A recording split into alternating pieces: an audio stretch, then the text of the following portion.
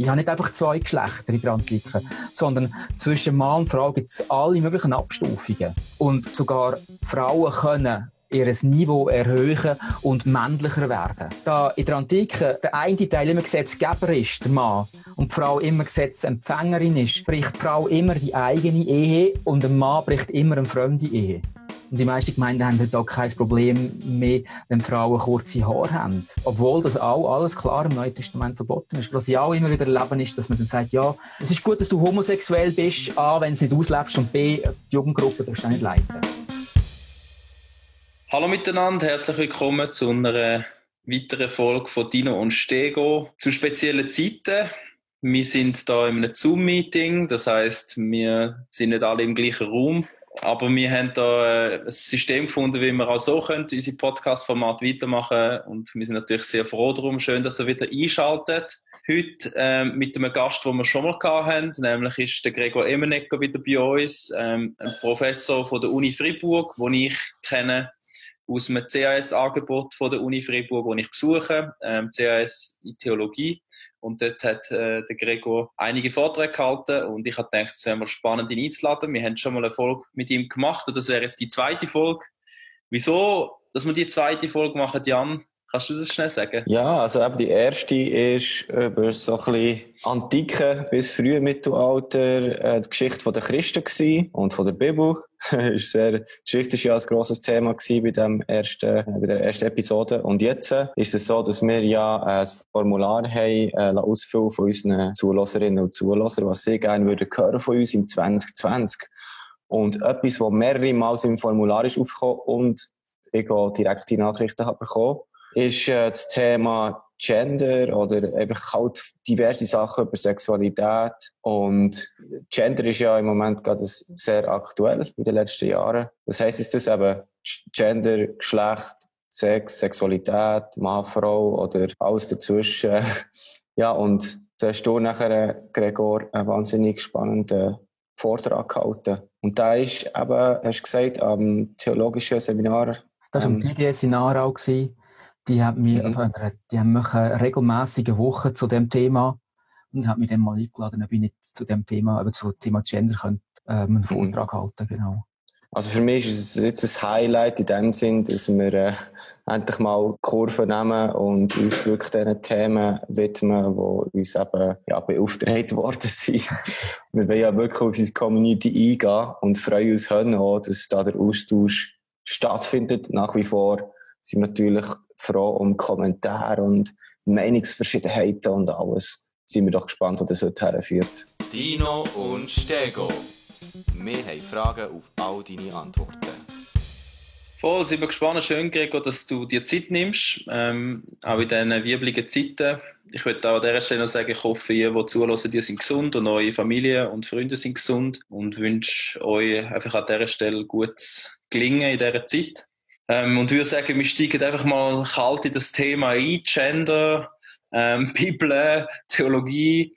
Wie bist du dazu gekommen, Gregor, dich mit dem Thema auseinanderzusetzen? Du hast uns vorher gesagt, du hast sogar mal noch ein Buch geschrieben über etwas in diese Richtung. Wie ist es zu dem gekommen? Ich komme eigentlich von einer ganz anderen Ecke. Also wir haben das letzte Mal so darüber geredet, über das frühe Christentum.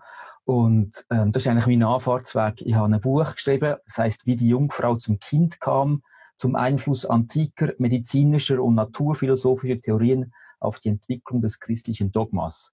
Und da geht es darum, um eine eigentlich selbstständige Idee, dass wenn ich jemandem sage, Maria war Jungfrau gewesen und hat dann ein Kind bekommen, dann sind das eigentlich Begriffe, die mit der Medizin zu tun haben. Also was ist eine Jungfrau und was ist ein Kind bekommen, wie funktioniert das? Und dass sich Medizin über die Jahrhunderte ändert, ist die Fragestellung im Buch, hat das dann auch einen Einfluss darauf, was die Leute dann glauben in diesem Zusammenhang? Eben, was ist eine Jungfrau? Wie ist Jesus entstanden? Wie ist Jesus auf die Welt gekommen? Die Fragen. Und habe dann mich lange mit der antiken Medizin beschäftigt und geschaut, wo gibt es denn da Berührungsstellen zu der Theologie. Und dann natürlich die Frage, wie funktioniert eine Jungfrauengeburt? Oder es gibt dann so eigenartige Aussagen aus der alten Kirche, dass Maria vor, während und nach der Geburt Jungfrau gewesen sei. Wie muss man so Aussagen verstehen und in welchem medizinischen Kontext sind die Aussagen gemacht worden. Das ist eigentlich das Buch gewesen. Und natürlich geht es dann eben auch darum, was ist überhaupt eine Frau? Was ist eine Jungfrau? Was ist eine Frau? Wie unterscheiden sich Männer von Frauen? Einfach all diese Fragen kommen dann auch vor. Und die habe ich in dem Buch auch dargestellt und auch aufgenommen. Und das ist so der Anfahrtsweg. Ich komme also nicht von der Genderforschung, mit dem habe ich eigentlich lange nicht viel anfangen. Ich komme auch nicht aus dem Feminismus oder so. Das ist noch heute häufiger so, wenn wir eine Vorlesung haben, der Uni zu dem Thema, bin ich häufig der einzige Mann, einfach weil ich halt von einer ganz anderen Seite herkomme, an das Thema hin. Aber ich habe auch realisiert, dass es für viele ein einfacherer Weg ist, sich dem Thema zu nähern, weil natürlich ist in der alten Kirche oder überhaupt in der alten Zeit so Begriffe wie Gender kommen dann noch nicht vor, oder es ist dann auch einfacher anzuschauen, wenn man mal sieht, wie hat sich die Beziehung geändert, wie hat sich das Verhältnis von Männern und Frauen geändert, oder wie behandelt man in anderen Zeiten die Frage, was eine Frau ist oder was ein Mann ist. Und das macht es dann auch einfacher, die Situation von heute zu verstehen, wenn man sieht, woher man überhaupt kommt. Ja. Mhm. Mhm. Ich finde es höchst spannend, also der Vortrag. Ich hätte nicht erwartet, das Thema an sich hat mich jetzt nicht wahnsinnig interessiert, so von auf, aber es ist ein bisschen wie eine kleine Offenbarung gewesen, der Vortrag. Und zwar halt so biblische Sachen, wo man immer hören, so wie eben, der Mensch ist nach dem Ebenbild Gottes geschaffen, aber die Wörter für Mensch, das Wort für Mensch ist ja Adam, was gleichzeitig Mann ist, oder? Ja, genau. Und Frau, habe ich nachher gehört, sei so wie ein hebräisches Wort, so wie für etwas Ungefertigtes oder Unvollkommenes. Ja, also genau. quasi, dass der Mann quasi das Vollkommene ist und die Frau das Unvollkommene und dass beide einfach ein anderer Zustand vom gleichen Geschlecht sind. Ja, ganz genau. Also Genesis 1,27 meinst du, und das ist ein ganz wichtiger Punkt, um das Thema überhaupt zu verstehen. Ich habe da Genesis 1,27, Gott erschuf den Menschen, oder eben Adam heisst es auf Hebräisch, Bezalmo ist eigentlich, also Bezalem ist eigentlich ein Götzenbild. Also das einzige Götzenbild, das für Gott zulässig ist der Mensch. Der Mensch ist quasi ein Abbild, ein Götzenbild für Gott. Und als Bild Gottes erschuf er ihn, männlich und weiblich, er erschuf sie und er segnete sie, heisst. Es steht also nicht, er hat sie als Mann und Frau erschaffen, es steht männlich und weiblich. Und was du anspielst, meint, Zachar ist hier für männlich. Zachar kommt eigentlich von einem Verb, auch Zachar, wo erinnern, bedenken, einprägen, preisen, markieren heisst. Und dann eben als Adverb denkwürdig, ausgezeichnet, preiswürdig, herausgehoben oder eben männlich. Und Nekeva, das Wort für weiblich, kommt eigentlich von einem Verb nakab, und das heisst durchstechen, punktieren, durchbohren. Und das Verb ist ein recht derben Ausdruck für Sex haben, aber heisst dann eben als Adjektiv zuerst mal kaputt machen, durchlöchert sein, verflucht sein, oder eben halt weiblich. Und das zeigt auch schon ein bisschen, dass in einem alten jüdischen Kontext die Frauen zuerst mal eine recht schlechte Situation hatten. Fromme Juden beten heute noch, danke Gott heute noch dafür, dass sie eben nicht als Frau auf die Welt gekommen sind. Und das zeigt sich auch im Status der Frauen. Man nimmt am synagogalen Gottesdienst nicht teil oder nur auf der Empore teil. Nur die Männer halten das Gebot, die Frauen nicht. Man ist quasi der Fremde oder der Fremdling gleichgestellt. Das hat sich geändert, natürlich. Und auch da, im Judentum hat man eine Geschichte, wie man mit Frauen umgeht. Aber es zeigt auch schon ein bisschen, woher man da kommt. Das ist auch etwas, wo ich jetzt auch durch deine Inputs mitbekommen habe, was mich schon noch ernüchtert. Also das ist auch schockierend, wie durch die Geschichte der Menschheit wirklich, dass es immer eine sehr starke Hierarchie gegeben hat, oder? Und irgendwo in ihrer Epoche ist das auch dann so ein bisschen als Gott gegeben verstanden worden. Also Gott hat wie die Hierarchie halt gesetzt, der Mann zuoberst, und nachher kommt dann irgendwie kommen dann Frauen oder Sklaven oder Tiere oder was auch immer. Also ja, das genau. ist dann irgendwie so verstanden worden, dass das Gott wie installiert hätte, so. Ja, und man muss auch anfügen, das ist in fast allen Kulturen so. Es gibt praktisch keine Kultur, wo das anders wäre. Es ist wirklich in fast allen Kulturen so, dass der Mann wichtiger ist, höher gestellt ist als die Frau. Es gibt nur ganz, ganz wenige Ausnahmen. Und auch dort ist es nicht immer ganz einfach festzumachen. Es gibt so 2, 3 Ausnahmen, aber eine überwältigende Mehrheit, wo wirklich der Mann im Zentrum hat. Ja, das ist so. Wie ist denn das jetzt zum Beispiel Kleopatra? Ist jetzt zum Beispiel so eine Frau, die sehr berühmt ist, wo so... Ja, genau. Ja, aber grundsätzlich ist es schon so, dass es gibt einzelne Kulturen, wo Frauen auch mehr wahrgenommen werden können oder auch höhere Positionen annehmen können. Aber gerade Pharaoninnen beispielsweise, Hatschepsut ist ja so ein Beispiel, die muss sich einen Bart ankleben und gibt sich dann männlich. Oder es gibt auch in byzantinischer Zeit eine Kaiserin, das ist schon christliche Zeit, eine Kaiserin ums Jahr 800 herum, die heisst Irene. Die klebt sich auch einen Bart an. Also man muss sich dann quasi männlich geben, damit man akzeptiert wird. Und all die Beispiele zeigen auch, dass das nicht der Fall war. Also gerade die Armee weigert sich dann, weibliche Vorgesetzte zu akzeptieren. Man hat mit dem massiv Mühe. Das geht nicht. Die Hierarchie ist schon so ein bisschen speziell gewesen, das zu hören. Die ist ja in dem Sinn an einen ganz einfachen Begriff angehängt und das ist Hitze, wenn ich das richtig verstanden habe. Dass Gott am meisten Hitze oder Energie hat und irgendwann ist der Mann kommt nachher in der Hierarchie, dann kommt die Frau weiter, dann kommen Sklaven und dann kommen Tiere und irgendwann kommen Steine. Ja, ganz genau. Das ist, man sagt dem die aristotelische Hierarchie von den Lebewesen, wo quasi von der Stein bis zu Gott gehen. Und dann, was dann den Unterschied macht, ist die Seele oder die Hitze oder die Energie, wo im Einzelnen steckt. Und das ist in der Antike das wichtigste Unterscheidungsmerkmal, wo dann festlegt, wer auf welcher Hierarchiestufe steht. Und dann halt auch festmacht. Aber im Prinzip ist es nicht, das ist auch im Neuen Testament so. Also, da wirkt auch der Kontext von der antiken Welt aufs Neue Testament. Ich weiss nicht, Korinther ist das. Moment, ich habe den Vers da. Männer haben einfach ein bisschen mehr Hitze als Frauen. Der Punkt ist, dass die Hierarchie eigentlich von Gott oder von den Göttern bis zu den Steinen abläuft. Und dann habe ich verschiedene Niveaus von dieser Hitze. Ich habe verschiedene Hierarchiestufen. Dann kannst du dieser Hitze aber auch Männlichkeit sagen oder kannst Seele sagen oder wie auch immer. Oh, okay. Aber eben, Männer haben ein bisschen mehr, das ist der grösste Unterschied. Ja, genau. Männer haben mehr, Frauen haben weniger, Sklaven haben noch weniger, der Kaiser hat noch mehr. Und dann habe ich eine Hierarchie, die von den Göttern bis zu den Menschen oder bei den Christen von Gott bis zu den Menschen läuft. Und natürlich habe ich dann ganz verschiedene Standesunterschiede. Und eben, im Neuen Testament, im 1. Korinther 11, kommt das auch vor. Dort steht, ihr aber sollt wissen, dass Christus das Haupt des Mannes ist, der Mann das Haupt der Frau und Gott das Haupt Christi. Der Mann darf sein Haupt nicht verhüllen, weil er Abbild und Abglanz Gottes ist. Die Frau aber ist der Abglanz des Mannes. Also ich habe so einen Abglanz, zuoberst Gott, und dann der Mann und dann die Frau, und man könnte das dann einfach noch weiterführen. Und eben Vers 12, denn wie die Frau vom Mann stammt, so kommt der Mann durch die Frau zur Welt, alles aber stammt von Gott. Also ich habe wirklich so eine Hierarchie, wo die einzelnen Punkte auf der Hierarchie angeordnet sind. Und der Punkt ist einfach, dass in der Antike, dass die Konzeption, die du heute hast, mit Männern vom Mars und Frauen von Venus und Yin und Yang und links und rechts, das ist in der Antike überhaupt nicht. Geschlechter sind hierarchisch angeordnet.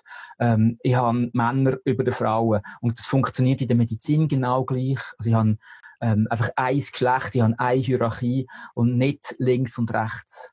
Und das ist dann auch in Genesis 1,27, wenn man antike, mittelalterliche oder selbst Reformatoren noch liest, wenn Luther erklären muss, wie soll das Verhältnis von den Männern und von den Frauen sein, dann ist nie Genesis 1,27 männlich und weiblich erschaffen sein, sondern es ist immer Genesis 2, die Schaffung von Eva. Es ist immer zuerst der Adam, der geschaffen wird, und dann die Eva aus dem Adam raus.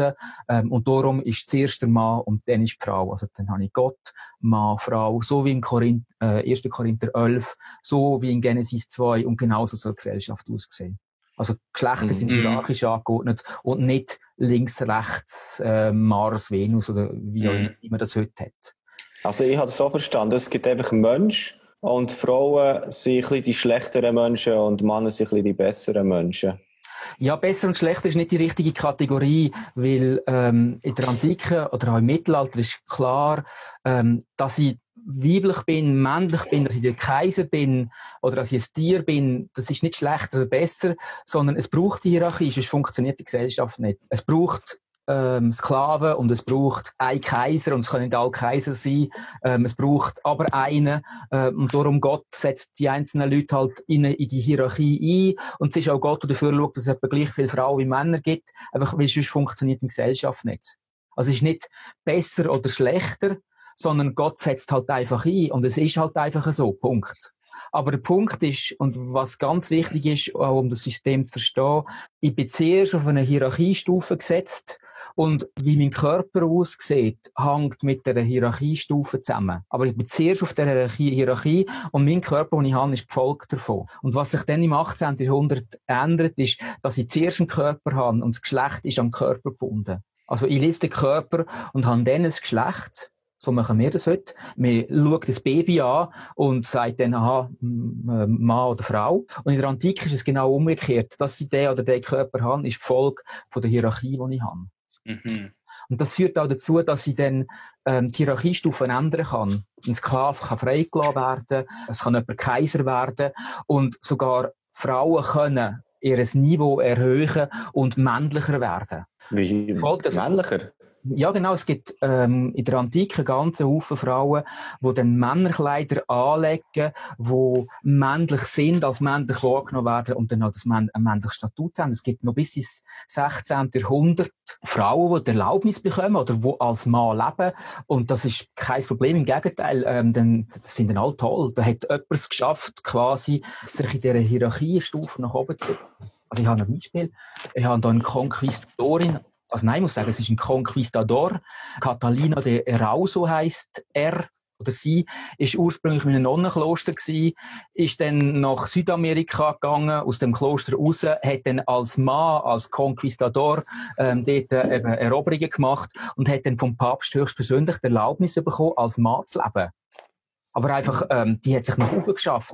Und zum Beispiel gibt es in der Antike ganz viel. Es gibt einen Abt von einem Kloster, der dann stirbt und dann merken bei der Beerdigung die Mönche, wenn sie den Leichnam waschen, hat ja einen Frauenkörper. Und anstelle, was wir heute annehmen, sind alle schockiert. Nein, überhaupt nicht. Im Gegenteil, sie jubeln alle, weil sie finden, jemand aus einer tieferen Hierarchieschicht hat sich aufschaffen, ist männlich geworden und hat dann das Kloster geleitet. Also eben, weil die Hierarchie zuerst ist und dann der Körper oder alles, was dran hängt, kommt erst sekundär. Und das, was sich ändert, ist im 18. Jahrhundert, dass der Körper das Dominante wird. Und dann, was Mann ist, was Frau ist, das hängt jetzt ganz stark am Körper. Wir sind sehr viel körperzentrierter, als das in der Antike der Fall war. Jetzt haben wir das Bild oder die Zeit, ich sage auch gerade in der Antike, wo das Neue Testament dann auch entstanden ist.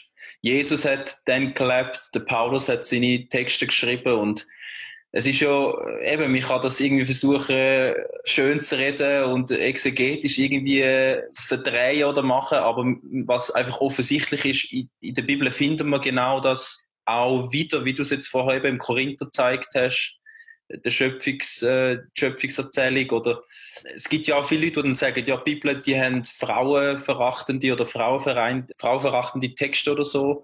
Ja. Wie schaust jetzt du die Texte an, oder wie gehst du mit denen um? Sagst du, man muss die zwingend in so einem Kontext sehen und muss man sie dann auch so stehen lassen, oder kann man sagen, hey, nein, da innen kann man sogar etwas lernen oder etwas rausgewinnen für unsere heutige Zeit, oder? Ja, genau. Also ein wichtiger Punkt ist, dass Jesus das unterläuft. Der Paulus, gerade im 1. Korinther 11, gibt ihm das wieder, wo alle Leute in der Antike denken. Das ist selbstverständlich. Und das Argument mit 1. Korinther 11 braucht man ja dann später in der katholischen Kirche, um zu sagen, warum Frauen nicht Priester können werden. Sie haben zu wenig Energie, sie haben zu wenig Hitze, sie können nicht ein Abbild von Jesus sein in einer Messe, also können das nur die Männer. Und das Argument ist dann so selbstverständlich, dass es kaum Leute gibt, die es auch hinterfragen. Erst dann, wenn das alte Modell zusammenbricht, kann man das. Aber bei Jesus selber ist es von Anfang an klar gewesen, da hat es Männer und Frauen unter seiner Gefolgschaft gehabt, gerade in den zentralen Stationen von seinem Leben, bei der Geburt, bei der Kreuzigung, bei der Auferstehung, sind nur Frauen anwesend gewesen. Und das zeigt auch, dass Jesus das unterläuft. Also er, auch zur Provokation von seinen Zeitgenossen, oder? Also natürlich, und das wirft man ihm ja auch ständig vor, dass da ein Prostituierte seine Füße waschen, ihn mit Öl salben. Das geht doch nicht und das macht man nicht und wir wissen doch alle, auf welche Stufe die Frauen gehören. Aber er unterläuft das konsequent. Und das hat man im Christentum auch von Anfang an da.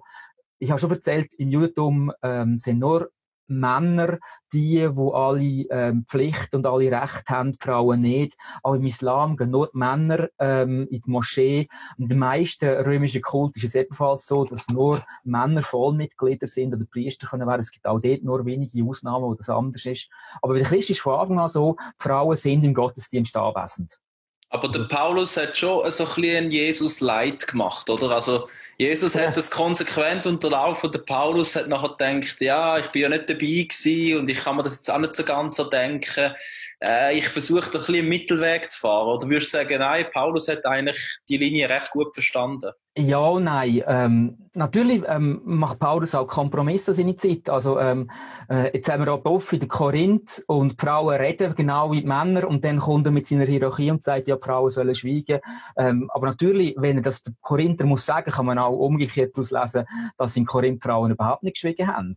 Und er kommt dann mit dieser Hierarchie, aber mehr im Sinne von, jetzt haben wir schon genug Probleme, jetzt werden wir verfolgt und jetzt müssen wir dort nicht auch noch anecken und auf dem Gebiet nicht auch noch Probleme machen. Ich würde ihn auf der einen Seite ein Stück in Schutz nehmen, der Paulus, aber auf der anderen Seite halt auch, ist mir wichtig zu sehen, dass die Bibel von Anfang an nicht ein Gesetzbuch ist. Und es ist auch kein dogmatisches Lehrbuch. Und wir dürfen auch an ganz vielen Punkten biblische Aussagen anders und neu interpretieren. Und das machen wir ja selbstverständlich.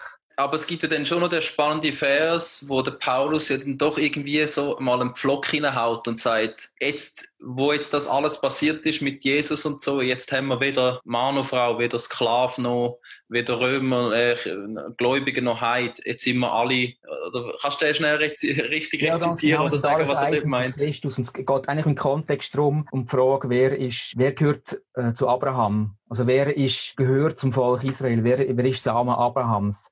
Und das ist auch wieder, und das ist auch uresuanisch wieder, die ganze Hierarchie, wo die Gesellschaft ja so massiv prägt, negiert Paulus, und das hat Jesus wahrscheinlich genauso so vorher gemacht, dass es keine Rolle spielt, auf welcher Stufe du in der Hierarchie stehst. Wir sind alle durch Jesus Christus erlöst und wir stehen alle mit unserer Person vor Gott. Und es ist da so zählt. Und die Hierarchie ist letztlich zählt nicht. Und kann man dort auch sagen, wir sind alle gleich?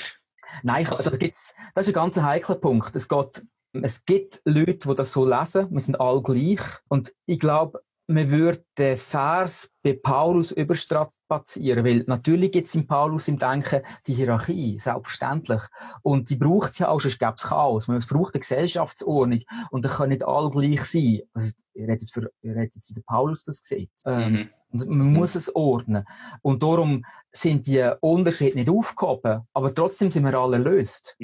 Also alle sind Kinder Gottes. Also eben das Beispiel, das du hast gesagt zum Korinther, das haben wir ja auch schon gehabt bei unserem Podcast und dann ist so ein bisschen Quintessenz davon gewesen, wenn ich das verstanden habe, dass der Paulus aber nicht allzu fest hat anecken und jetzt nicht gerade allzu skandalös seine Sekten führen dort. Also quasi im Römischen Reich mit diesen zugelassenen Kulten, Religionen nicht allzu fest auffallen als eben jemand, der also eine Religion der kein Tempel hat, kein Götzenbild hat, keine Opfer bringt und dann plötzlich schnurren die Weiber noch die ganze Zeit. Also nach dem Motto nicht zu viel Aufmerksamkeit erregen.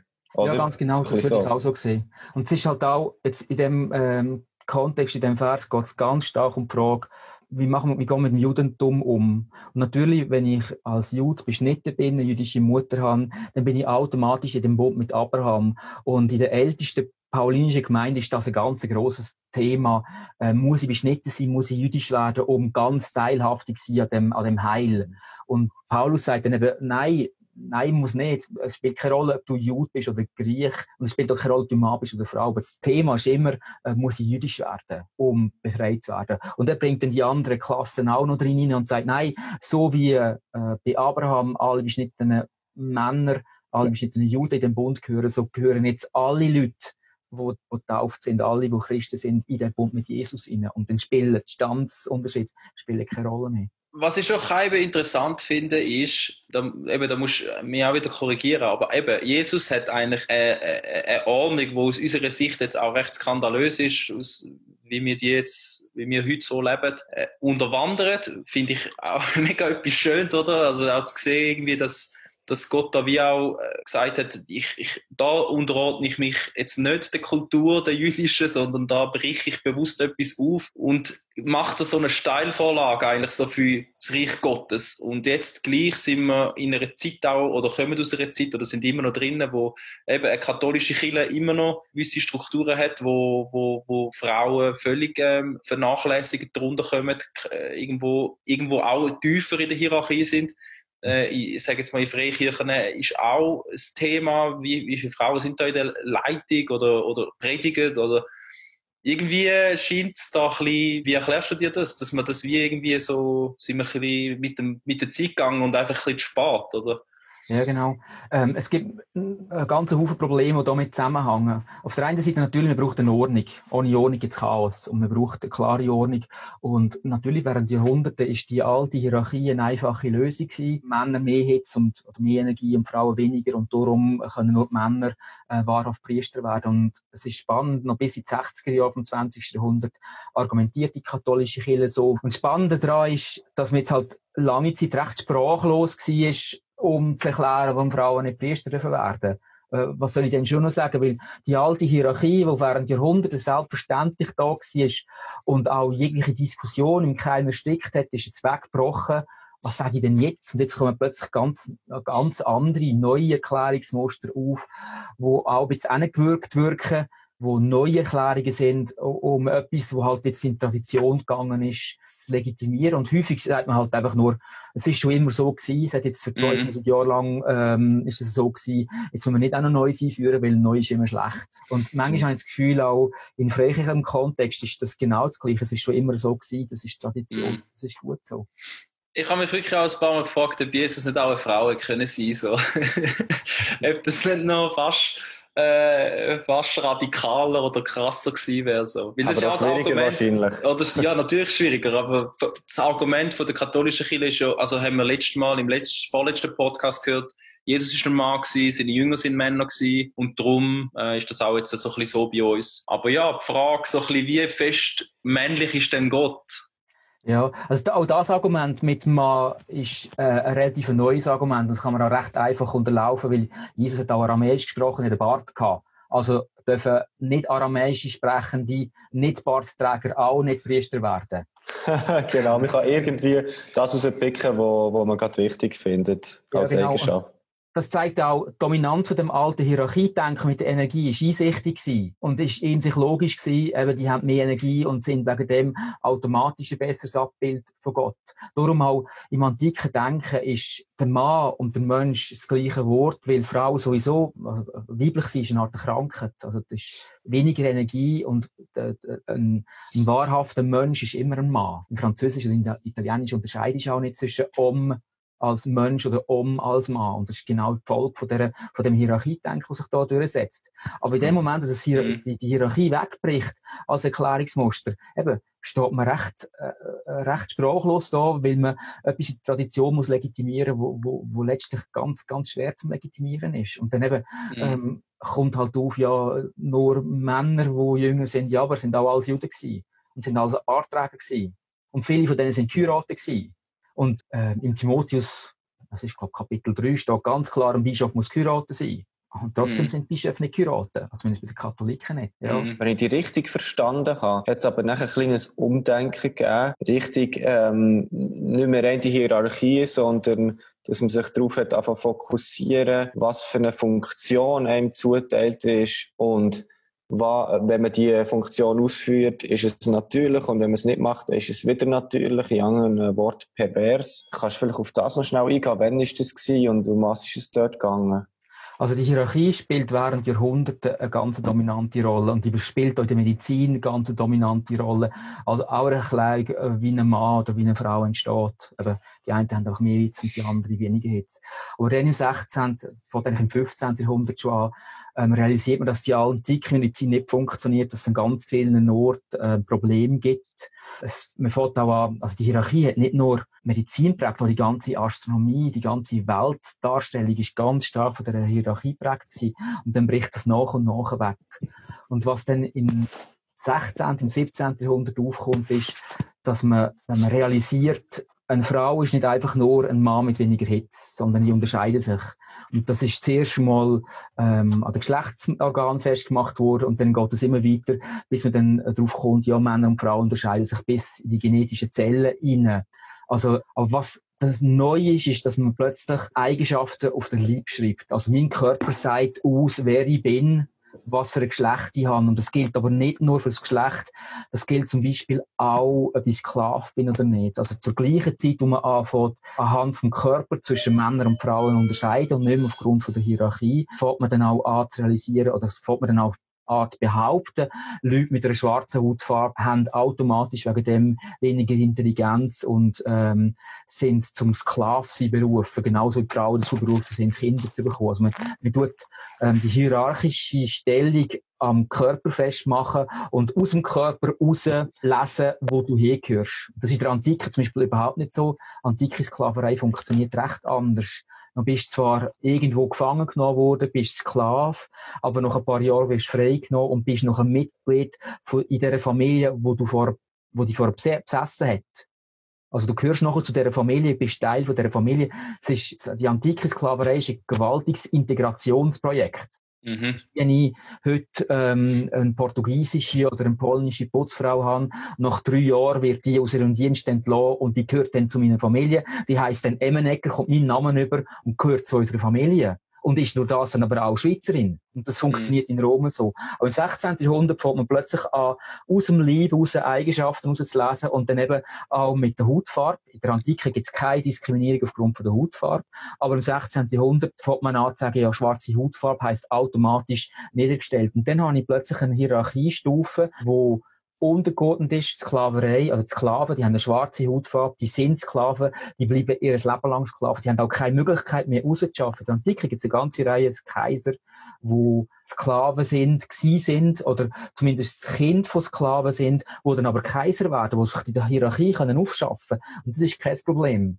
Und es gibt auch bei Frauen, die dann sich männlich anlegen, die als Philosophen gelten. Und man steigt auf in der Hierarchie. Und das ist dann ab 16. Jahrhundert nicht möglich. Dann bist du Frau und bleibst Frau. Und dann wird klar aufgrund vom Körper separiert, Männer dahin und Frauen dahin. Und dann entsteht das neue Modell. Und wie ist denn das nachher mit diesen eben Perversionen gewesen zu dieser Zeit? Also, wann ist etwas denn pervers gewesen? Ja, in der Antike ist es so, dass das Rollenmodell immer an die Hierarchiestufe gehängt ist. Und ich habe die Regelung, die ich habe, ist in der Hierarchiestufe vorgegeben und die ist immer an einem Bund festgemacht. Also ich habe einen Ehebund, dann habe ich einen schwächeren und einen stärkeren Teil. Der Mann ist der stärkere Teil, der gibt das Gesetz. Die Frau ist ein Gesetznehmerin und wir haben einen Ehebund. Genauso habe ich einen Bund von Gott mit dem Volk Israel, ich habe einen Bund vom Kaiser mit seinem Volk. Und da, wo gut ist, ist da, wo der Bund einzuhalten, und der, wo schlecht ist der Bund zu brechen. Darum redet man auch heute noch im Deutschen von Ehebruch. Ich breche den Bund, den ich mit meinem Mann eingegangen habe. Und darum, das ist immer eine Frau ihre Schuld, hä? Das ist immer eine Frau ihre Schuld. Ja, die Frau, da in der Antike, der eine Teil immer Gesetzgeber ist, der Mann, und die Frau immer Gesetzempfängerin ist, bricht die Frau immer die eigene Ehe und der Mann bricht immer eine fremde Ehe. Kommst du raus? Also es ist immer die Hierarchie, immer die Bund, die zählt. Und was jetzt im 16. Jahrhundert passiert ist, weil die Hierarchie zurücktritt und der Körper in den Vordergrund stellt, fängt man plötzlich von Perversion an zu reden. Also es ist nicht mehr der Bund, der im Zentrum steht, es ist nicht mehr die Hierarchie, die im Zentrum steht, sondern es ist der Körper, der im Zentrum steht. Und man fragt sich dann, was ist natürlich und wieder natürlich? Also es gibt einen männlichen Körper und der wird auf eine richtige Art gebraucht oder eben auf eine pervertierte Art gebraucht. Es gibt einen weiblichen Körper. Perversion vom weiblichen Körper ist die Hysterie.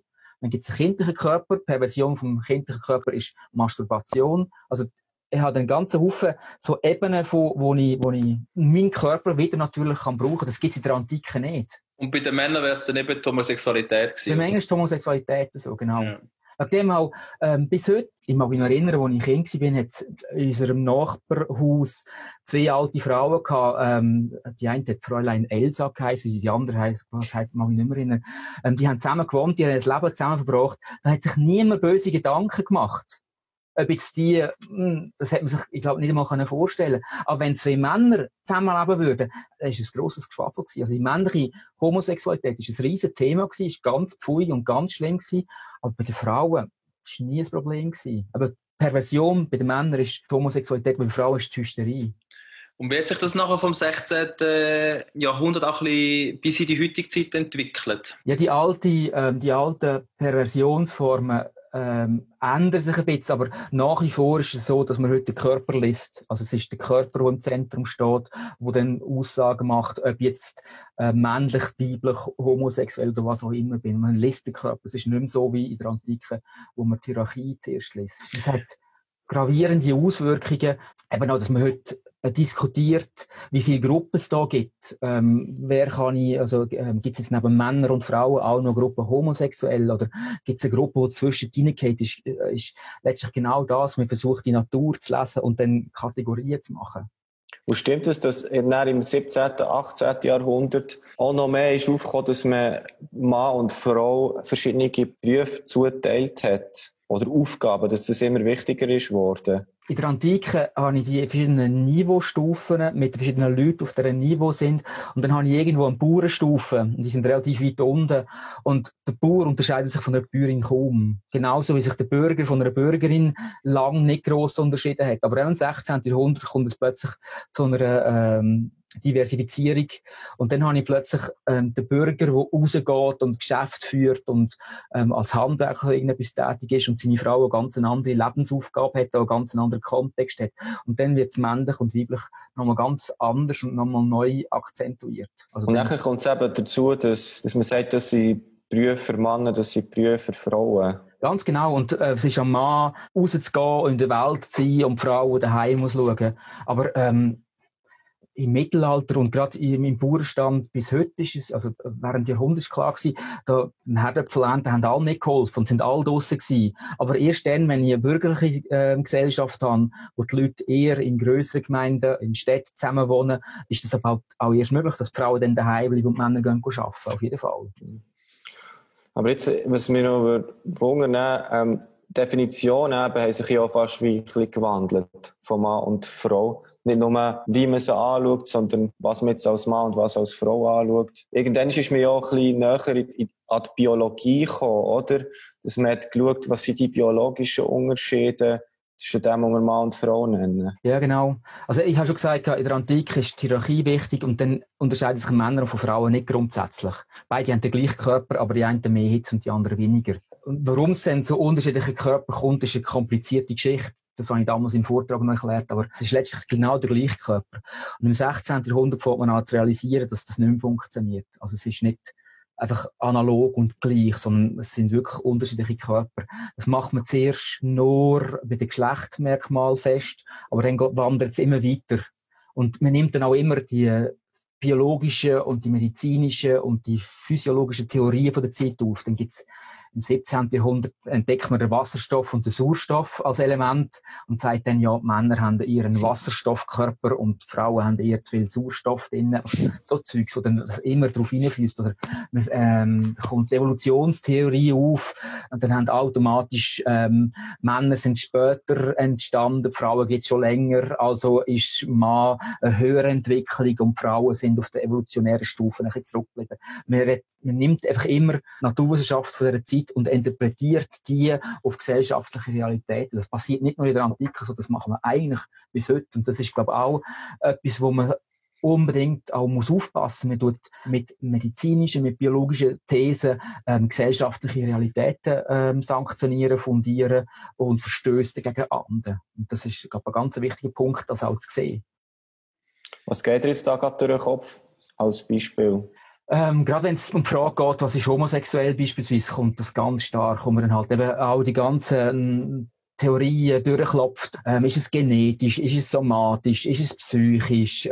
Gibt es also das schwule Gen? Kann man das heilen? Kann man das nicht heilen? Ist es eine Krankheit? Und die Argumente werden dann mit naturwissenschaftlichen Ansichten, Theorien untermauert, um etwas festzumachen. Und das würdest du kritisieren? Das ist schwierig. Natürlich, eben Gesellschaft braucht eine Ordnung und Gesellschaft muss funktionieren und es braucht eine Ordnung auf jeden Fall. Die Frage ist einfach, welche Ordnung. Und letztlich ist es ja gerade bei Jesus so, dass er so etablierte Ordnungen gerne mal unterläuft, um Missbrauch, um Benachteiligte vorzustellen, aufzustellen. Und der Punkt ist eigentlich letztlich, wie können wir unsere christlichen Gemeinden ordnen, ohne dass es zu Benachteiligungen kommt, aber eben trotzdem eine Ordnung da ist. Also was passiert denn zum Beispiel, wenn man jetzt keine Ordnung hat? Oder wie zeigt sich der Nutzen von einer Ordnung oder eine Funktion von einer Ordnung? Ja, Chaos. Wenn alle Pastoren sein und alle vorstehen, das funktioniert nicht. Ich brauche ja eine Ordnung. Ich brauche Leute, die ihre Funktion wahrnehmen. Ich brauche jemanden, der die Gemeinde umordnet. Die Stühle herstellt, schaut, das Büchlein gekauft sind, es braucht jemand, der putzt. Mhm. Klar, aber immer auf Geschlechter bezogen. Natürlich ist dann die grosse Frage, ist es denn, dass mein Körper sich biologisch von einem anderen Körper unterscheidet, ein genug gutes Argument können sagen, der darf nicht vorstehen beispielsweise. Das Problem ist halt einfach, ich habe auf der einen Seite die biblischen Vorgaben. Und wir haben jetzt ein paar Mal schon darüber diskutiert, wo nie ganz klar ist, oder nicht ganz klar ist, welche Vorgaben ich wie umsetzen muss. Und dann habe ich auf der zweiten Ebene einen gesellschaftlichen Kontext, wo ich drin stand, wie ich mit dem soll umgehen. Also, ein weiteres Element. Und dann habe ich auch, die medizinischen Vorgaben. Und all das spielt zusammen oder steht einander auf dem Schlauch. Also, das ist ein Dreiecksverhältnis, das recht heikel ist. Und das Problem ist halt, wo man heute in vielen christlichen Gemeinden hat, weil es eben auch mit der Frage von der Bibelhermeneutik zusammenhängt, dass man die Frage nach der Rechtgläubigkeit auch genau mit dem verbindet. Wenn du der Meinung bist, also es ist die katholische Kirche lange so gewesen, es ist teilweise heute noch so, wenn du der Meinung bist, dass Frauen Priesterinnen dürfen werden, dann tust du die biblischen Vorgaben in Frage stellen, also bist du nicht rechtgläubig, dann bist du ein Heretiker oder ein Liberal oder was weiß ich immer, und dann bist du nicht rechtgläubig. Dann macht man eigentlich aus einer einfacheren, disziplinarischen Frage nach einer grundsätzlichen Problem, nämlich bist du rechtgläubig oder nicht. Dann habe ich so einen Marker von der Rechtgläubigkeit, wo ich an dieser Frage aufmache. Und das ist ja mit der Frage von der Homosexualität auch in vielen Gemeinden so. Wenn du der Meinung bist, ja, mal auch Homosexuelle dürfen da sein und für Pastoren werden oder für eine Jugendgruppe leiten, dann bist du nicht mehr rechtgläubig, weil dann nimmst du die biblischen Vorgaben nicht ernst. Und da kommen ganz viele Sachen zusammen. Und wo stehst du mit deiner Meinung so? Das ist eine schwierige Frage. Ich finde auf der einen Seite die biblischen Vorgaben sehr zentral. Aber ich bin gegen eine wirkliche Auslegung von der Bibel. Ich mache ein Beispiel. Es gibt in der Bibel selber 6-7 Mal eine klare Verurteilung von der Homosexualität. In den meisten Fällen wird die Todesstrafe gefordert. Aber die meisten Christen heute gehen selbstverständlich davon aus, dass die Todesstrafe nicht dem Evangelium entspricht. Obwohl die Todesstrafe in der Bibel deutlich besser abgesichert ist als das Verbot von der Homosexualität. Gefühlt 1/3 von allen Verboten im Alten Testament führen zu einer Todesstrafe, wo gesteinigt wird. Und trotzdem, auch der Papst hat vor 2 Jahren, 3 Jahren gesagt, die Todesstrafe widerspricht dem Evangelium. Und die meisten Christen, gerade in der Schweiz, sind selbstverständlich gegen eine Todesstrafe. Und dann nimmst du eine biblische Vorgabe und sagst, nein, das widerspricht dem Evangelium. Das Evangelium ist offensichtlich nicht die Buchstabenanordnung vom Neuen Testament. Genau das Gleiche. Die meisten Gemeinden verhüllen ihre Frauen nicht. Tragen Frauen kein Kopftuch im Gottesdienst. Selbstverständlich nicht. Und die meisten Gemeinden haben heute auch kein Problem mehr, wenn Frauen kurze Haare haben. Obwohl das auch alles klar im Neuen Testament verboten ist. Oder eben Katholiken haben Bischöfe, die nicht geheiratet sind. Obwohl das Neue Testament ganz klar sagt, die sollen geheiratet sein. Denn anhand davon, wie sie ihre Familie führen, anhand von dem sieht man schon vornherein, ob das mal ein guter Bischof kann sein oder nicht. Mhm. Und mein Punkt ist einfach, gerade bei Homosexualität, dass man weniger auf den Buchstaben schauen muss, sondern halt auch auf das Ganze, auf den Kontext. Und man hat im 20. Jahrhundert halt einen massiven Wandel. Da hat sich die Sexualmoral massiv gewandelt. Man hat eine Loskopplung von der Sexualität, von der Reproduktion. Ich kann heute Sex haben, selbstverständlich Sex haben, ohne dass das nachher automatisch Kind gibt. Was Sexualität im Ende 20. Jahrhundert massiv auf den Kopf stellt. Man hat heute eine ganz andere Beziehung zu seinem Körper, eine andere Beziehung vom Zusammenleben, als das noch vor 100 Jahren der Fall war. Und das hat automatisch Einfluss darauf, wie eine Gesellschaft heute funktioniert.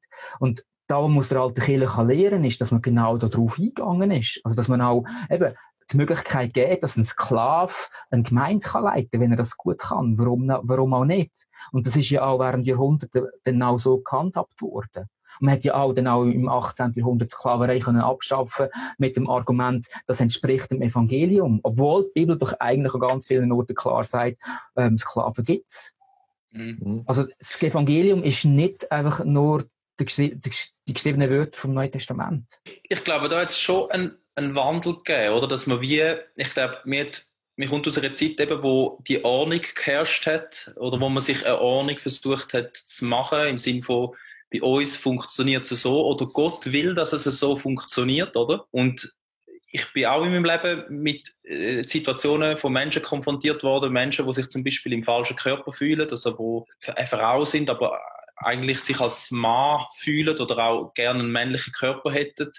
Oder Menschen, die eben homosexuell empfinden. Ja, einfach Sachen, wo man merkt, die kann man jetzt nicht, das ist nicht so, wie wir uns die Ordnung lang immer gemacht haben. Und das sind jetzt auch Leute, die schwere Wege hinter sich gehabt haben, von sich auseinandersetzen mit ihren Gefühlen, mit ihren Geschichten und das dann einmal ans Licht bringen oder sich mal versuchen zu artikulieren und jetzt die ganzen Bewegungen, die entstehen. Und ich habe einfach noch das Gefühl, dass Kirche irgendwie Angst hat, dass die Ordnung wie durchgewühlt wird, oder was? Es muss doch sein, dass ein Mensch so das ist, eben das Geschlecht ist, so wie er halt auch biologisch auf die Welt gekommen ist. Also ja. Gott muss doch das so wollen haben, oder? Dort frage ich, weißt, wie siehst du das? So wie ich dich ein bisschen verstanden habe, jetzt all dem, was ich ein bisschen gelesen und gehört habe, ist so, das ist nicht so einfach. Es ist komplex, wie der Mensch sich, wie seine Identität sich sozusagen zusammensetzt und dass man da auch so Spielraum lassen und da sich nicht festfahren.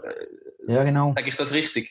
Ja, genau. Also, da gibt es mehrere Punkte dazu zu sagen. In der Antike war es so gewesen, ich habe eine Hierarchiestufe, da die Männer, da die Frauen, aber ich habe all das, also dazwischen liegt, ist auch möglich gewesen. Ich habe nicht einfach 2 Geschlechter in der Antike, sondern zwischen Mann und Frau gibt es alle möglichen Abstufungen. Und im 16., im 17. Jahrhundert fängt sich das ändern, habe ich Mann und Frau und zwischen ihnen nichts. Und jetzt realisiert man wieder, nein, es gibt doch noch Sachen, die da dazwischen stehen. Und was halt jetzt ist die Hierarchie, das Wort auf Hierarchie auf Griechisch heisst die heilige Herrschaft. Dass man auch manchmal in der Frage muss, besteht eine Hierarchie zu Recht oder schafft eine Hierarchie Verlierer? Und jetzt gerade ist es erwähnt mit den Homosexuellen. Die Selbstmordrate unter Homosexuellen ist Faktor 7 bis Faktor 10 grösser als bei heterosexuellen jungen Leuten. Wenn heterosexuelle junge Leute christlich werden, sinkt die Selbstmordrate nochmal drastisch ab. Also christliche junge Leute bringen sich deutlich weniger um als nicht christliche junge Leute. Aber bei den Homosexuellen sinkt die Suizitätsrate nicht. Also wenn ein junger Homosexueller auch noch christlich wird, dann sinkt sich die Wahrscheinlichkeit, dass er sich umbringt, nicht ab.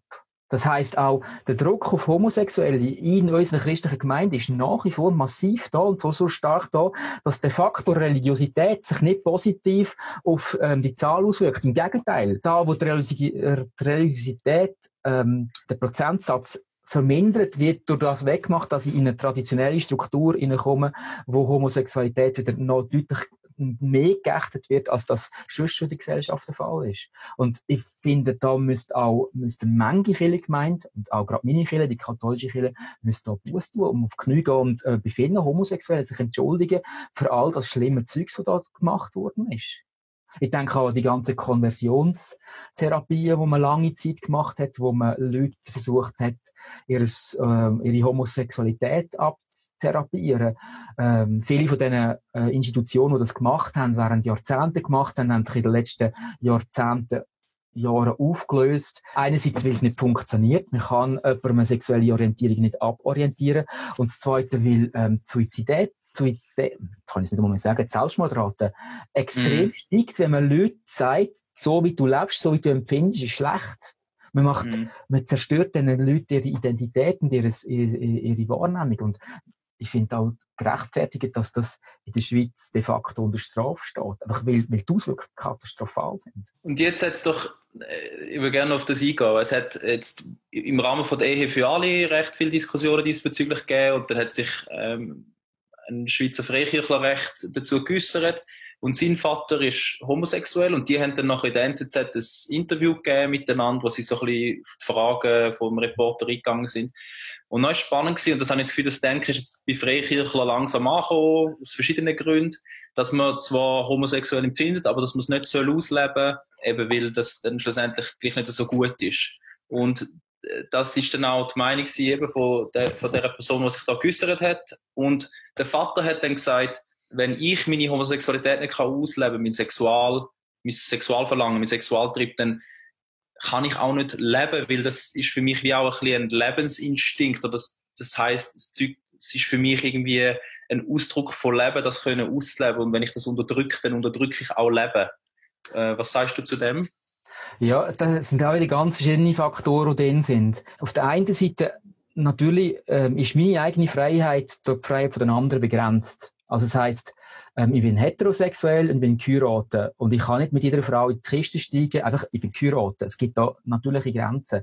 Und wenn er pädophil ist, sich in Kinder verliebt, erwarte ich auch, dass er seine Sexualität nicht auslebt. Weil die in allen Formen immer katastrophale Auswirkungen hat. Also es braucht auf der einen Seite Grenzen, wo ich ziehen muss, was liegt drin und was nicht drin.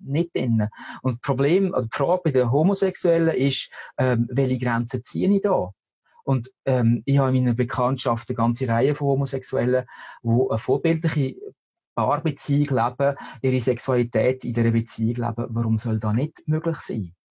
Aber natürlich gibt es Formen von Homosexualität, von homosexuellem Ausleben, die ich schwierig und problematisch finde. Genauso wie es auch bei heterosexuellen Leuten Formen von Sexualität gibt, wo ich finde, das geht nicht, das ist schlimm.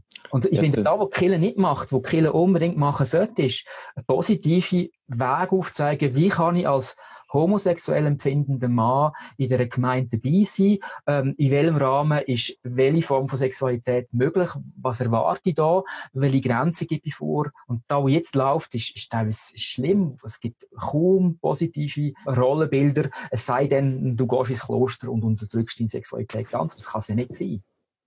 Ja, durchaus so, nur so, also Erfahrungen von Kolleginnen, wo die Gemeinde hat probiert, ihnen zu helfen, ihre homosexuellen Gefühle wegzubetten oder so. Aber einerseits haben häufig Christen nachher so ein bisschen Angst gehabt, wie jetzt haben wir dafür gebetet, jetzt ist es wahrscheinlich ja dann gut, oder? Aber so hat es natürlich nicht funktioniert. Und die Leute haben das auch wollen, wirklich, das verlieren. Ja, aber es hat einfach nicht funktioniert, oder? Ja, genau. Und du gibst noch nie gehört, dass es funktioniert. Ja, aber du gibst dann auch ganz ein schlechtes Selbstwertgefühl. So wie du jetzt bist, bist du nicht in Ordnung. Und das wirst du jetzt bei einer Frau, die keine Kinder bekommt, nicht machen. Und ich finde, das ist auch ganz wichtig, also das ist meiner Meinung nach auch der richtige Weg. Genauso wie es Leute gibt, die keine Kinder können bekommen und auch an dem leiden, aber auch unter Umständen daraus Ressourcen können machen und auch eine Berufung können leben, finde ich mit Homosexualität genau gleich. Es ist ein Charisma, es ist eine Berufung und es geht darum, mit dem gut umzugehen, gesund umzugehen, so wie es andere Berufungen gibt. Und dann gibt es halt Leute, die gut können Sprachen lernen. Und das ist auch ein Charisma und aus dem kann man auch gute Sachen machen. Und dann gibt es eben auch Männer, die dann halt homosexuell empfinden. So gibt es unterschiedliche Charismen. Und was die Kirche angeht, ist zu schauen, dass die Leute Platz haben in ihren Gemeinden und ein positives Rollenmodell können denen mitgeben und dass die Leute ihren Platz haben. Weil das, was ich auch immer wieder erlebe, ist, dass man dann sagt, ja, es ist gut, dass du homosexuell bist, A, wenn du es nicht auslebst, und B, die Jugendgruppe darfst du auch nicht leiten. Also, wo man dann auch ganze Haufen Sachen unterstellt. Und jetzt auch, das kenne ich aus der katholischen Kirche, ist vielleicht noch bekannter, wo man halt den Homosexuellen automatisch auch noch Pädophilie unterstellt. Und so Zeugs ist Katastrophe, das geht nicht. Ja, also aber irgendwie, vielleicht kommt ja so ein bisschen die Frage auf, ich habe mal einen Live-Channel-Talk gelost von jemandem, wo er gesagt hat, irgendwann ist es in meinen Sinn gekommen, also er hat es wirklich bekämpft und wollte loswerden, die homosexuellen Gefühle. Und nachher irgendwann hat er den Gedanken gehabt und dann hat er den Frieden gefunden, vielleicht nimmt mich ja Gott so an und vielleicht will er, dass ich so auch glücklich sein kann. Ja, genau. Und dann ist vielleicht auch nicht Berufung zu einem Familienvater. Vielleicht. Es ist ein anderer Weg, wo durch das möglich ist und aufgetan ist, wo anders wäre. Ja. Jetzt gibt's natürlich noch das ganze Thema, eben, was ist Mann, was ist Frau, auch auch biologisch ist es ja nicht so einfach. Du hast ja angesprochen, es gibt mindestens, also im Vortrag, dass es mindestens 6 Stufen gibt also 6 verschiedene Kombinationen von X- und Y-Chromosomen. Und es auch zum Beispiel Leute mit XY-Chromosomen gibt, die äußerlich weiblich sind, aber eben keinen Uterus haben, zum Beispiel. Und ja, eben so in dem Sinne wie in der Antike ist es eigentlich ein bisschen fließend, oder? Auch mit was jetzt zwischen biologischen wirklich XY, Mann, Testosteron und halt der Frau, die einfach 2 X-Chromosomen hat. Ja, ich glaube, es ist eigentlich nach wie vor ganz stark auf das 16., 17. Jahrhundert Modell trimmt, wo ich anhand vom Körper ein Geschlecht herauslese. Aber in der Realität ist es nicht so. Also ich weiss nicht, wie du aussiehst unter deinen Kleidern. Und vielleicht bist du weiblich unter deinen Kleidern, das weiss ich ja nicht. Zeigen. Ja, ich weiss nicht, was er in seiner Unterhose hat. Natürlich gehe ich mit dir um, als ob du ein Mann wärst, einfach weil ich deinen Bart sehe und du männlich redest und dann nehme ich dich als männlich an. Ich finde, das antike Modell, wo die Hierarchie eine grosse Rolle spielt, nicht, dass ich das befürworten würde, aber das Modell spielt in unserem Alltag gleich eine grosse Rolle. Wenn jemand mit schlechten Kleidern auf mich zukommt, mit verfilzten Haaren und man 5 Lieber bettelt, dann nehme ich den anders wahr, als jemand, der mit Krawatte und Aktenköfferli vorbeikommt. Also die Hierarchie spielt aber gleich in unserem Alltag ganz eine zentrale Rolle. Und natürlich weiss ich nicht, also natürlich ist das Geschlechtsmodell mit Körper ist zwar da, aber in der Realität spielt das eine viel geringere Rolle, als man dem heute zuschreibt. Und ich weiss auch nicht, wie dein Chromosomensatz aussieht. Vielleicht weisst du das ja selber auch nicht. Und dann ist ja auf dem Chromosomensatz sind noch Keimdrüsen, die eine Rolle spielen, und dann kommen die ganzen Hormone da rein. Es ist extrem komplex und es ist gar nicht so einfach, da eine klare Linie zu ziehen. Oder es ist unmöglich, da eine klare Linie zu ziehen, wo jetzt männlich anfängt und wo weiblich anfängt. Aber im Alltag spielt das wie eine untergeordnete Rolle. Und das ist ja auch etwas, wo man sich wahrnehmen, wo wichtig ist. Also würdest du auch ein bisschen sagen, es gibt ein bisschen Verschwammung von den Geschlechtern in Zukunft. Also das ist ja auch ein bisschen das, wo viele Leute dann sagen, wo zum Beispiel gerade auch nicht so recht wissen, bin ich jetzt Mann oder Frau, will ich das überhaupt entscheiden oder so, wo sagen, spielt es überhaupt eine Rolle, ist doch wurscht. Ja, genau, ich würde auch wirklich auch pragmatisch damit umgehen.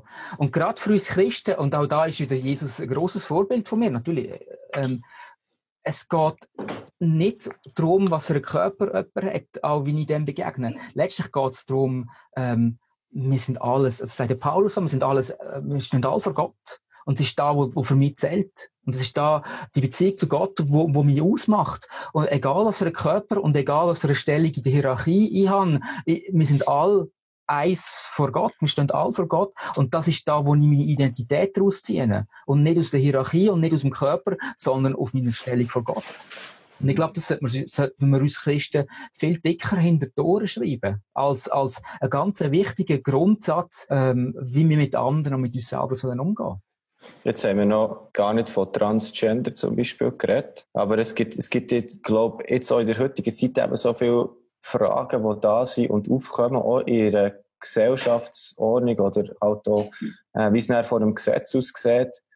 Zum Beispiel, wenn jetzt jemand mit XY sich hat zur Frau umwandeln äußerlich und Hormone nimmt, darf sie dann auf die Frauentoilette mit kleinen Kindern, kleinen Mädchen dort rein oder so, wo irgendwie haben wir in unserer Organisation im Moment ja auch ein System meistens von Mann- und Frauentoiletten und so. Es wird nachher kompliziert, oder? Und komplex. Wo siehst du da, wo das vielleicht hergeht oder wie sich das in den nächsten 10 Jahren könnte weiterentwickeln? Und was würdest du dir vielleicht auch wünschen? Ich finde wirklich, dass man da pragmatisch damit umgehen sollte und keine Politik und keine Ideologie treiben sollte mit der Frage, wer auf welche Toilette soll gehen. Also, die meisten Leute haben bei sich daheim eine Toilette, die von Männern und Frauen besucht wird. Und ja, kein Problem. Und an anderen Orten zwei Toiletten, einfach weil Männer halt mit einem Urinal viel schneller sind, als wenn es nur WC-Schüsseln drin hat. Und jetzt haben sie der Uni dann nicht gefunden, jetzt muss man all die Urinal rausreißen und nur WC-Schüsseln rein tun, damit man dann Unisex-Toiletten machen kann. Und das finde ich ist sinnlos. Also es braucht einen pragmatischen Umgang mit dem Ganzen. Was wäre das jetzt? Mit dem Thema zum Beispiel? Männer auf dem Urinal sind einfach schneller, als wenn du überall WC-Schüsseln hin tust. Und gerade wenn du eine Uni-Vorlesung hast mit 100 Leuten, nachher gehen alle aus und säckeln auf die Toilette, ist es halt einfach angenehm, wenn auf der Männertoilette es ein bisschen schneller geht, man halt weniger Kabinen braucht. Aber ich will wirklich für einen pragmatischen Umgang plädieren. Und jetzt also ich meine jetzt mehr so zum Thema, wer geht auf welche Toilette? Ja, ich weiss nicht, wie du da unten aussiehst. Und es geht mir auch nicht an. Und ob jetzt du auf die eine oder auf die andere Toilette gehst. Das entscheide ich.